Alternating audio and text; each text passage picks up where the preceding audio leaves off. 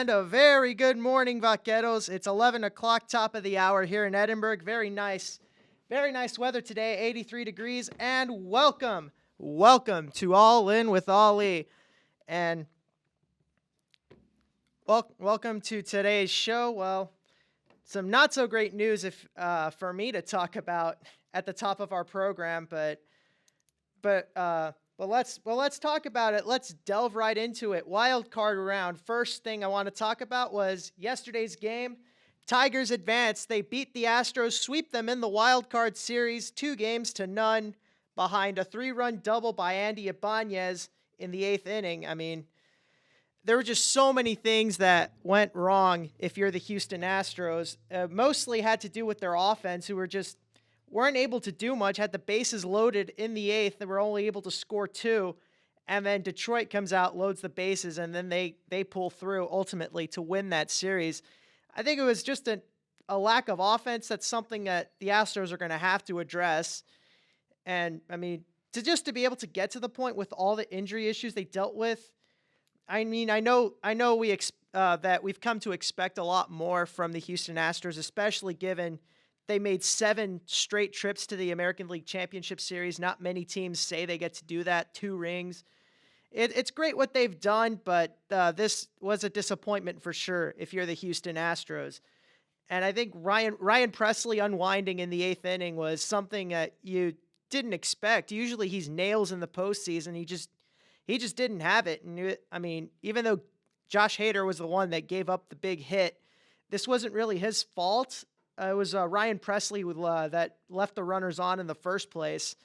And that was just one bad pitch on a 2-strike count. And that's ultimately decided the game. And even still, Josh Hader still pitched a clean ninth inning. But you do still expect a lot more from your closer you're paying $95 million for. That's a lot that Jim Crane and Dana Brown are going to have to address this offseason if they want to keep this run going, if they want to make a run back at the division, because Seattle's going to figure out how to hit a baseball. The Rangers are going to get healthy, and if they want to compete, they still got to address a lot. And Alex Bregman is a free agent now. This could have been his last game as a Houston Astro, and the Astros are hoping to re-sign him.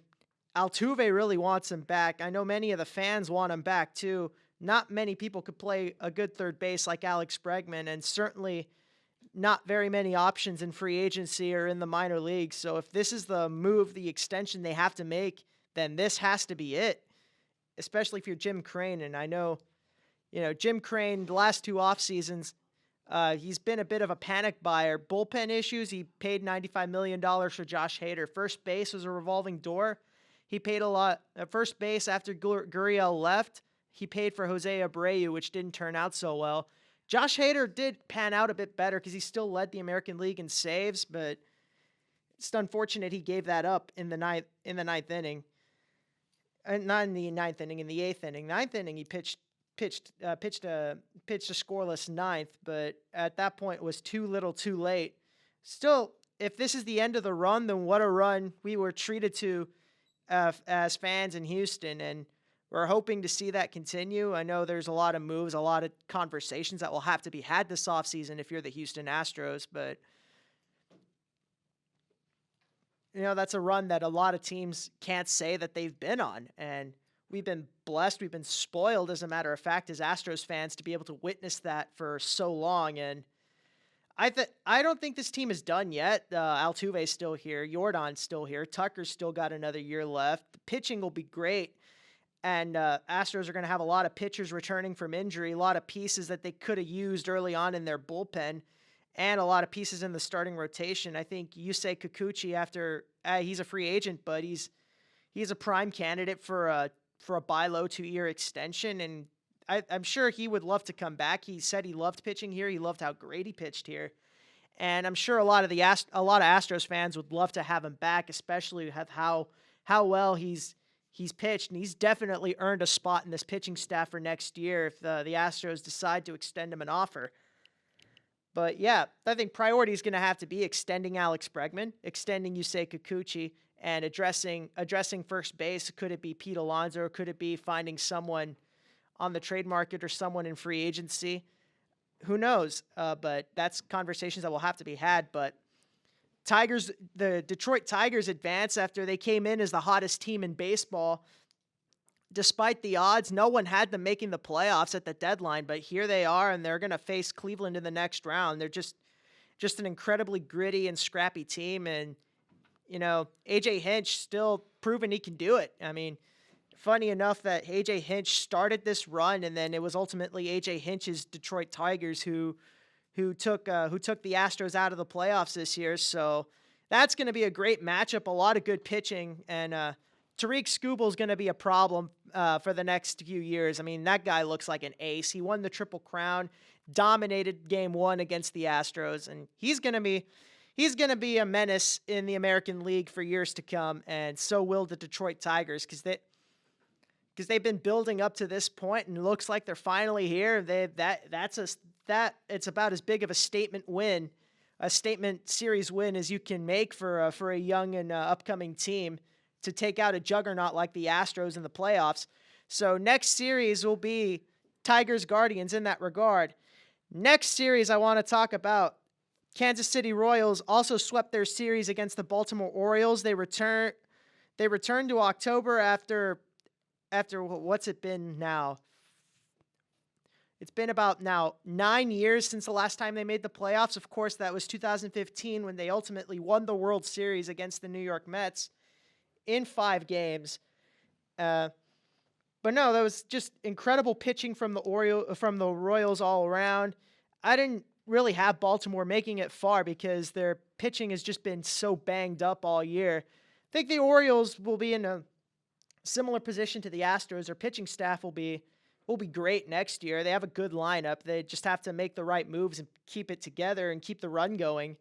But Kansas City, they've just been incredible, and they outlasted a total pitchers and bullpen duel in Baltimore. So they've been good, and that's going to set up a really interesting series with the New York Yankees.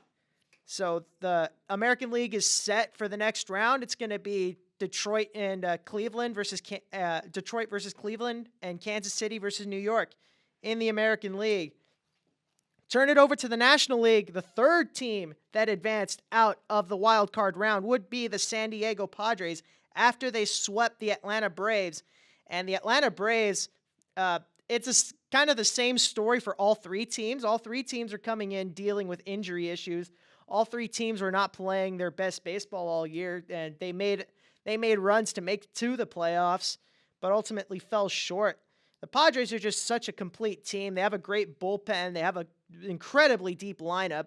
Despite losing Ha-Seong Kim to injury, they still got big sluggers like Manny Machado and Fernando Tatis, who've been in the league for a few years now, who have that experience. And their pitching staff is just incredible from top to bottom. I mean, Michael King in Game 1, absolutely dominant against the Braves. And in Game 2, Braves kind of tried to make a run towards the end of that game, but ultimately fell 5-4. And the Padres ultimately took that series and will advance to the next round, where they will face the 1-seeded Los Angeles Dodgers. And the Dodgers, their lineup is great, but their pitching staff has just been battered and injured, and yet still they're the top seed in the National League. So that's going to be a great series, a playoff rematch, and a divisional series right there. They both play in the same division. And if you remember, 2022, the Padres knocked the Dodgers out of the playoffs in the National League Division Series. So we're going to see a very interesting matchup there. There's still one series left to play, and that is between the New York Mets and the Milwaukee Brewers. Last night, Jackson Chourio accomplished something that's only been done in the postseason by one other player, and his name is just a nobody by the name of Babe Ruth. So great company for Jackson Chourio to join. He did so by hitting not one but 2 game-tying home runs in the same game. So he came up clutch, and then Mitchell came up clutch too for the Brewers to put them out in front. It was just a bad outing by Phil Maton that ultimately pushed the Brewers over the Mets in Game 2. So that's going to set up a winner-take-all Game 3. both teams with their season on the line, and the playoffs have just started. So that game will happen at 6 o'clock tonight on ESPN. The Mets will send out Jose Quintana to the mound, and the Brewers will send out Tobias Myers, a rookie, to the mound in a winner-take-all Game 3. Winner of that game will play the Philadelphia Phillies in the next round. And the next round will start on Saturday. Division series, all of them, National League and American League. Action will get going on Saturday. So that's about what's going on in the world of baseball. We'll take a short break here on Vaquero Radio. Don't touch that dial. All In coming back with Champions League talk after these messages. Heart-Shaped Box by Nirvana closing us out on the music segment. Welcome back to All In with Ali. 11:20 here in Edinburgh, and let's talk about some Champions League action. Yesterday was a match day, so we got some results to talk about. First result I want to talk about was Lille upsetting Real Madrid 1-0, and in a match that they just didn't look like themselves. They did control possession for most of the game, but they just couldn't convert on their chances. And ultimately, they ended up falling 1-0. And this is something that Madrid was, accustomed to winning games in the Champions League, and they're thinking probably just to wipe this one from the memory and bounce back. Next result I want to talk about was probably one of the best games from the slate yesterday. Was Girona versus Feyenoord in a 5-goal absolute shootout classic. 3-2. Feyenoord eventually took that over Girona. That was the final scoreline in that game, and that's really what the Champions League is all about. It was all about you're just seeing incredible games, incredible shootouts, tense moments, and that's what we really love to see. Still a bit of a new format this year compared to last, but it's still resulting in incredible games such as that, and that's what we want to see. Last but certainly not least, I just want to quickly go over Arsenal beating PSG 2-0, and Arsenal with Champions League expectations, with Premier League expectations, and they're looking to capitalize here. That's a statement win if you ever see one right there. 2-0 over a club that's accustomed also to making the Champions Leagues like PSG. So yeah, those are the results in the Champions League I wanted to talk about. Next segment, we'll talk about college football. Game of the year coming up after this quick break. Thank you, Brandon Vinson, for that great outro, and thank you, Tim, for making that stinger. Shout out to him, former student media employee, always on our minds here on Vaquero Radio. Welcome back to the third segment. Let's talk about it. The game of the year in the college football landscape. Georgia and Alabama. It was every bit as good as promised. 41-34, the final score of that game, and it was just absolutely incredible. It had a little bit of everything. Clutch defense, incredible offense, and huge moments for either team. Just a quick recap.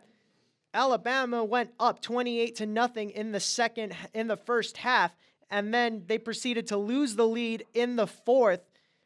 Georgia making the comeback, scratching and clawing. They ultimately went out on top, and in the fourth quarter, on a long pass from Milroe to Ryan Williams, in one play, Alabama gets the lead back, and then ultimately on the last stand for Georgia, last chance, pick in the end zone to end the game, and just the youth that stepped up for Alabama in this game. Shout out to Ryan Williams, the wide receiver for Alabama at 17. He's already playing Division I college football at one of the best programs in the country. I mean, this is how you just know you're getting old, when you're getting older than all the guys you're seeing on TV. And it's just a sign that, time's already been passing by. But yeah, just incredible performance from Ryan Williams, and then another freshman got the game-winning pick for Alabama. So They're still developing good football players at Alabama. It's still a good program, even in the absence of the great Nick Saban. And what a game that was, and what college football ultimately is all about. Next game I want to talk about is a game I was in the house for, Cincinnati at Texas Tech, and that was an absolute shootout that came down to the wire.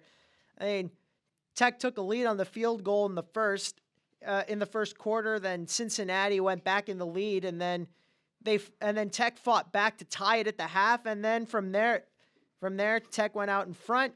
Cincinnati fought back and ultimately missed the game-tying field goal at the end of the game to seal the deal for the Red Raiders. And player that stood out to me in that game was Taj Brooks. I mean, he was just absolutely incredible running the football. I mean, he was so hard to take down. And I believe this is his last year of eligibility, so perhaps we could see him at the NFL next year. He's been an incredible rusher behind a Tech offensive line that just hasn't been the best all year. And it's just incredible for him to put up those numbers, and just starting to think of what he can do behind an NFL offensive line.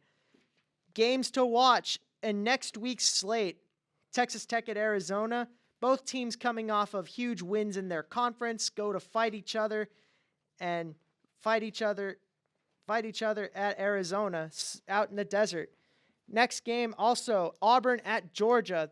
Usually two good games within the SEC. And then a ranked matchup, Mizzou at Texas A&M. Another incredible matchup for us to watch in next week's slate of college football games. Stick around to All In with Ali. We got NFL recap coming up on this day in sports history and what we got next week. Don't touch that dial. We'll be back after the break. Arctic Monkeys coming off 5:05 at the bottom of the hour here on Vaquero Radio. Welcome back to All In with Ali.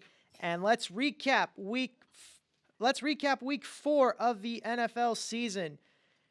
First game I want to talk about, Jags and Texans matching up.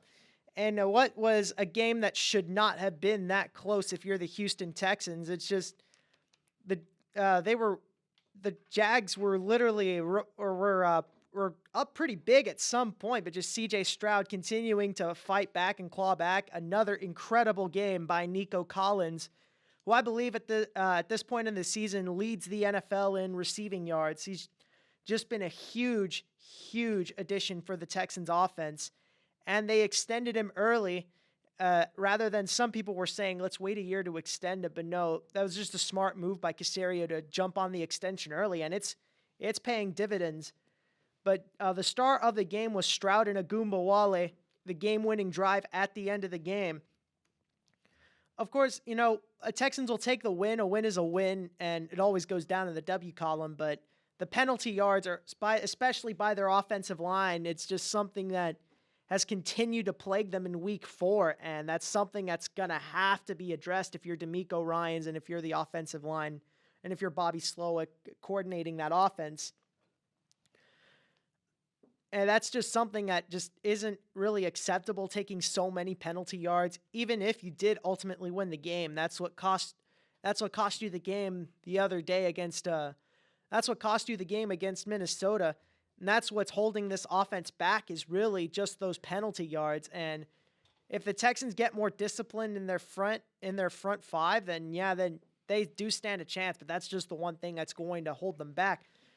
But great job leading a game-winning drive by C.J. Stroud with about a minute to go.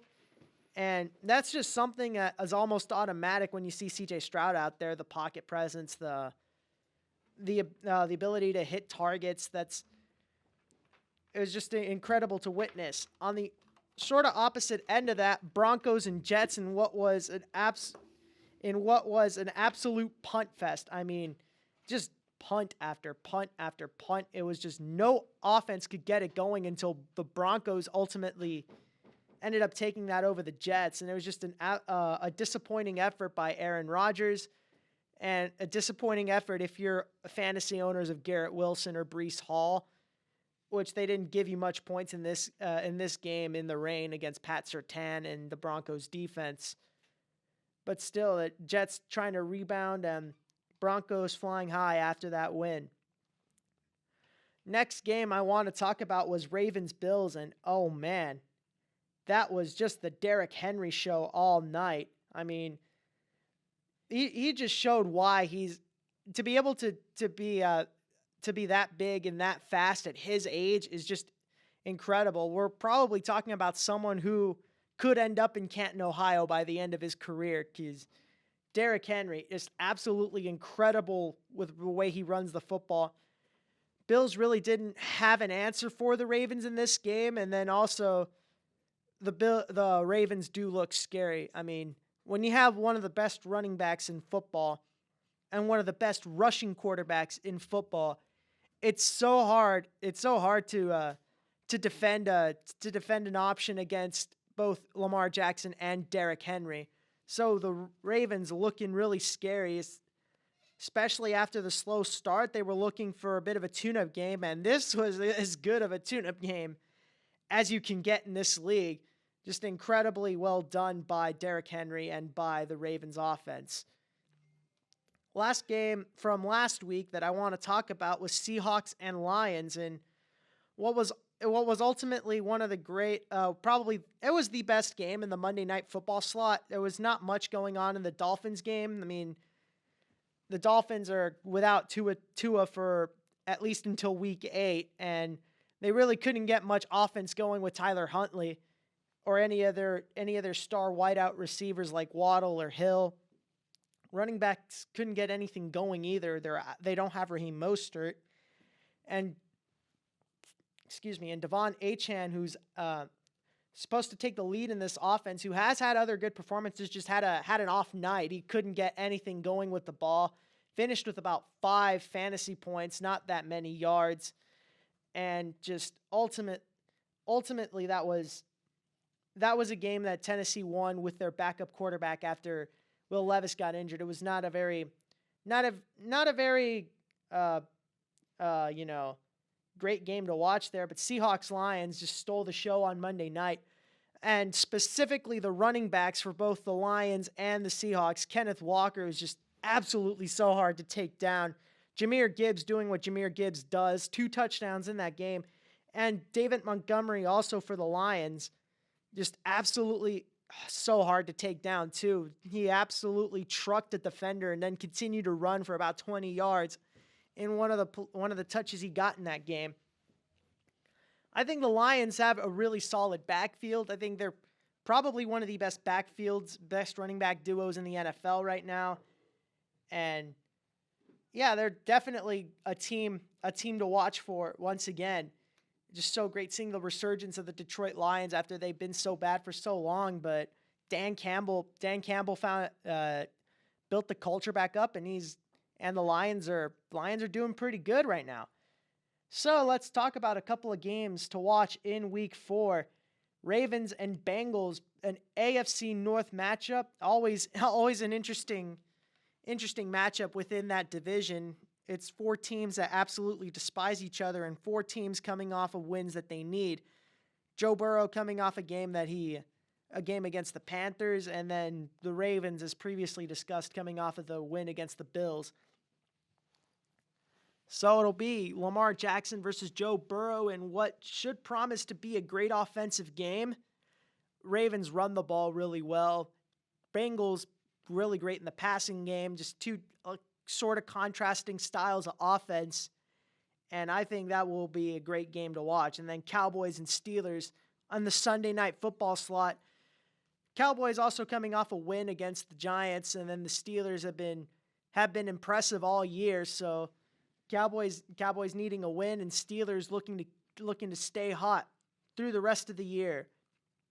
Other stories in the NFL to talk about from Week 4. Rashee Rice injured in the Chiefs game. It was unfortunate to see the way that he went down, and he was lucky to avoid an ACL tear. It's looking now after imaging and after results that he will be able to play again this year, but he will still be out for an extended period of time. And then the biggest story in the NFL this week has to be Davante Adams requesting a trade from the Oakland Raiders, the Las Vegas Raiders, mind you. It's unfortunate that Oakland lost so many teams in that span, but Davante Adams requesting a trade out of Las Vegas this week. Possible destinations for him could be the Steelers or the Jets. And I think either option is really good if you're Davante Adams. Davante Adams has hinted that he would prefer to be traded to the Jets in a reunion with Aaron Rodgers. But the Steelers aren't a bad option either. They just got a good quarterback in Justin Fields, who's absolutely taken over that starting spot. Having a 1-2 duo with George Pickens and Davante Adams would be great for the Steelers' playoff aspirations moving forward. And then the Jets, another weapon for Aaron Rodgers to throw to, and another person who Aaron Rodgers already has a bit of chemistry with, both of them spending so many years down in Green Bay, and a reunion in New York would absolutely elevate the Jets' offense at this point of the year. So we'll have to wait and see. I know fantasy owners of Davante Adams, such as myself, are looking forward to the trade. We're looking to see what Las Vegas could get in return for that. On this day in sports history, in 1995, former Bills running back O.J. Simpson was found not guilty in 1995. In 1999, Mark McGwire wins the home run race over Sammy Sosa as they both hit home runs in the same game. In 2012, Miguel Cabrera, going 0 for 2 in a game, secured the offensive triple crown. That wasn't accomplished since 1967, and now Miguel Cabrera is the latest person to hit for the Triple Crown. In the 2012 season, he hit .330 with 44 home runs and 139 runs batted in. 2012, Cristiano Ronaldo scores his first ever Champions League hat trick against Ajax in Amsterdam. And speaking of GOATs, 2021, Tom Brady becomes the NFL's all-time career passing yards leader in a 19-17 win over his old team in the New England Patriots. He passed Drew Brees, who had 80,358 career passing yards, and Tom Brady stands alone at that list. He also stands alone at the list of players with the most rings, undoubtedly cementing himself as the greatest of all time. I mean, you can hate him. I mean, I certainly hated watching Tom Brady growing up, winning all those rings. Like, why is this guy in the Super Bowl again? And it's a lot of the same feeling about Patrick Mahomes nowadays. But you can't deny that the man won a lot of rings, and and that he was incredible for so many years in his career. Now, today is College Radio Day, and Vaquero Radio will be celebrating outside the student union, so make sure to pull up for that. Tune in next week to All In with Ollie for a recap of the Division Series, more NFL action, and all sorts of exciting stories from the sports world. We would like to thank you for tuning in this week. Tell your friends to tune in. Join us next week, every Thursday from 11 to 12. Thank you all so much for your time here. That's unfortunately all we've got time for this week. So, come back next week. We'll talk some more sports. Thank you very much, UTRGV, and have a great one.